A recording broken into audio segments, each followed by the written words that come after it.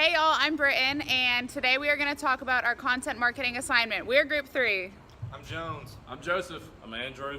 I'm Andrew and this is Joseph, and we're going to talk to you a little bit about the actual post and kind of what went into making it, the thought processes behind why we did what we did. So obviously everyone in this group is a 90s kid, so we kind of thought about doing 90s candy. We looked up the top 25 most liked candies, and most of them had been around for a while. And so we did Twix, Starburst, Kit Kat, and Skittles were our top 4. And then the last 2 we kind of just picked off the list because the 5 and 6 on the list were actually not real popular candies. My personal favorite was Wonder Ball. I'm really not sure why we didn't do that. That's the 90s candy I think of when I think of 90s candy. But Joseph's going to talk to you a little bit about how he made the actual post and how he went about like formatting it and things like that. Right, so after we decided what we were actually going to put into the post, we decided the best way to measure this would be to do a poll.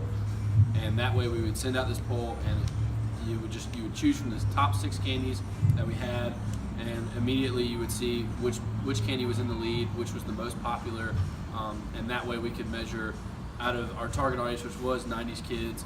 The secondary audience would be the parents taking your children trick-or-treating, and maybe siblings that were not born in the 90s that went with you, and that way we could actually have a metric of how we measured this. And it also kind of included people that may not have had kids during the 90s but were giving out candy.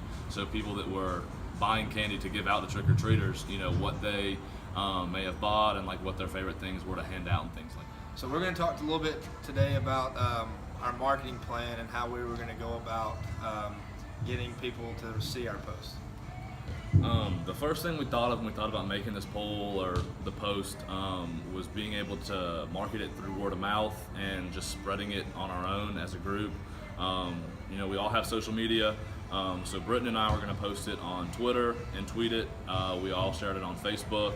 We're all part of different group meets for whatever reason, for work or Instagram. Studying, different classes and things like that. And so we're hoping to spread it and just get enough people talking about it to where they would show it to people, and we would just kind of have a long train of views and votes on the poll. Then we got to going through the process of choosing our social media influencer.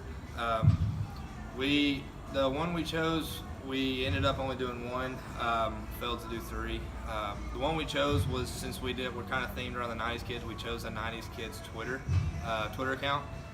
So we used them, reached out to them, had them attempt to share it. Realized they hadn't posted a tweet in 2 or 3 years, so that backfired a little bit. Didn't really get much action from that, but that was our social media influencer for that.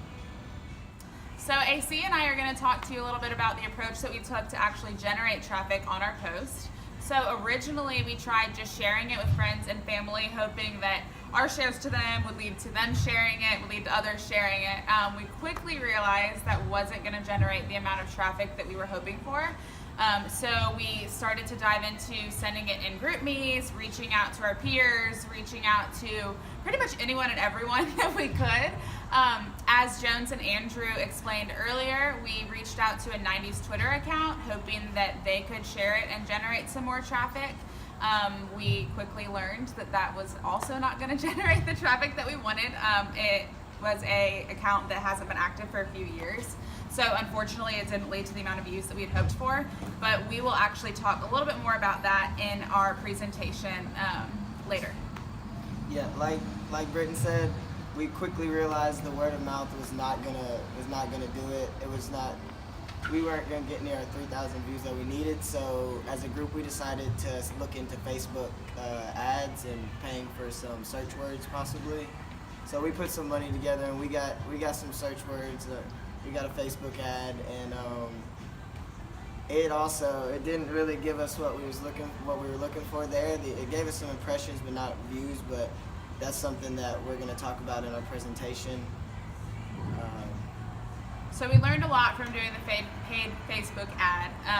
It was not as successful as we had hoped, and we kind of originally were like, oh, this is a great idea, like we'll put some money together and it'll just blow up, which didn't end up happening. But it was a great learning process, and we'll talk a little bit more about that as we present.